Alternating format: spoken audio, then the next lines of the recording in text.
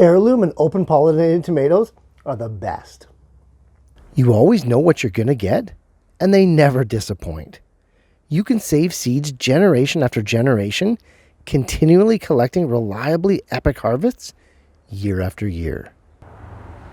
Little did I know, however, that even self-pollinating powerhouses like heirloom tomatoes have their limits.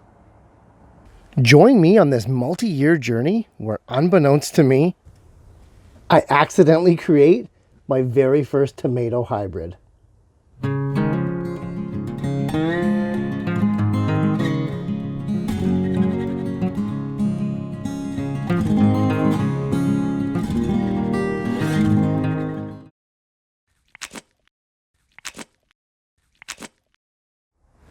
Before we get started, let's crash course and bone up on some tomato reproductive biology so we're all on the same page. Tomatoes are what we call self-pollinating plants with perfect flowers. What that means is their flowers have both male, the stamens, and female, the pistils, parts on a single flower. This gives them the ability to self-pollinate. And they do it well. It's what allows us to grow heirlooms so readily because each generation breeds true, almost being a perfect clone of itself. But the system isn't perfect.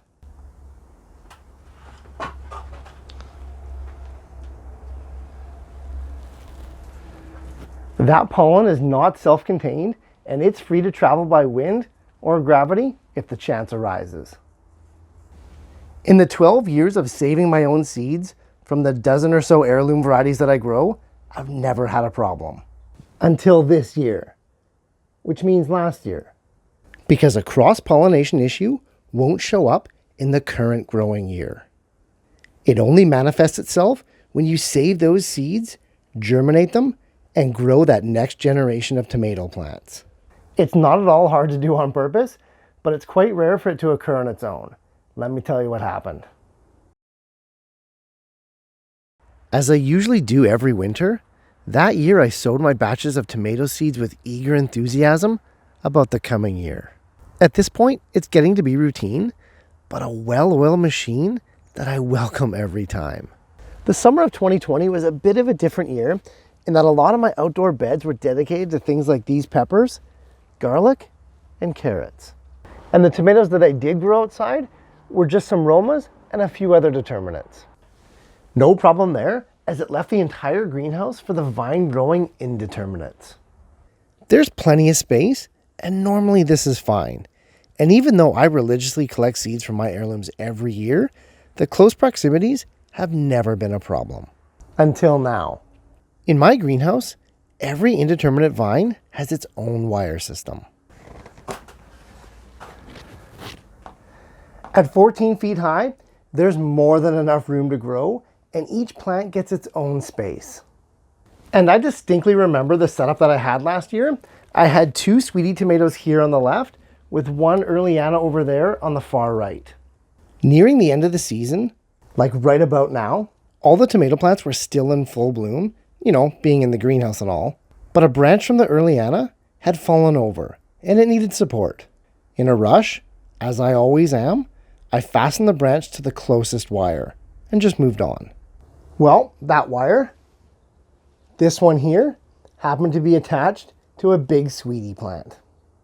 Being both indeterminate tomatoes, that's where the similarities end. There's no way you'd ever confuse these two plants. So no big deal. I had already collected all my seeds for the year 2 weeks prior, and I was more interested in getting quick maintenance walkthrough than doing anything else. As I always save more seeds than I personally need, a small portion of my income comes from selling heirloom seed packets. With 2020 being a banner year for gardening, obviously the tomato seed orders were just flying, and I couldn't keep up. So much so that I sold out in the first 2 weeks of offering them, and I had to dip into my own supply. Of course, that meant that I had to do another round of seed collecting at the end of the year so that I'd be able to have seeds to grow my own tomatoes this year. So, winter 2021 rolls around, and once again I start my tomato seeds early indoors, like I always do. Everything goes and grows according to plan. Because, well, why wouldn't it? It's tomatoes. This year though, I decided to plant all 3 of those beds on that north side with sweetie plants because they did so well. Fantastic, I thought. I'm all set. Wait a minute though. One plant grows a little bit faster than the other ones. Okay, not completely abnormal, but still curious.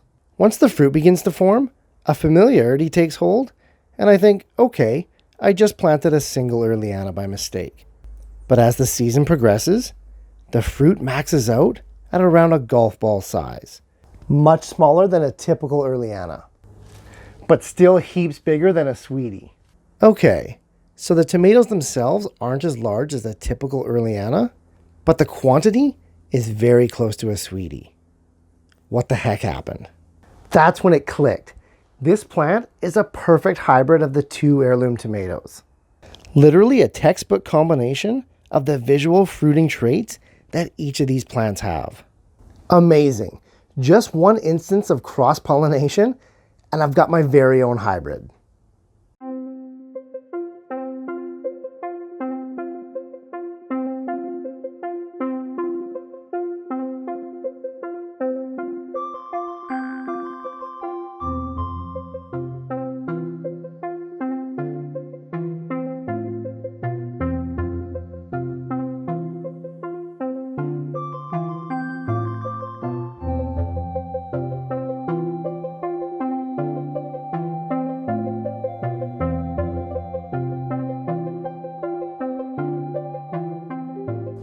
As interesting as this is, keeping the seeds from this fruit here would give me unknown results.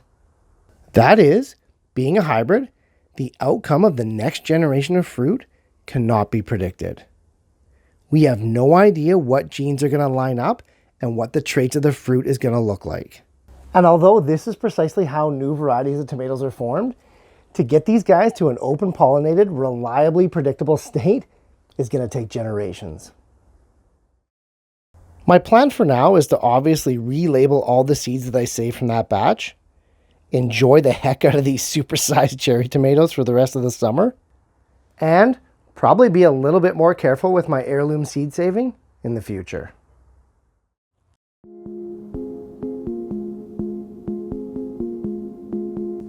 Hey, thanks so much for watching, guys. I appreciate the support more than you know. And if you're getting value from these videos, please like and share them to spread the word and help your fellow gardener to grow better.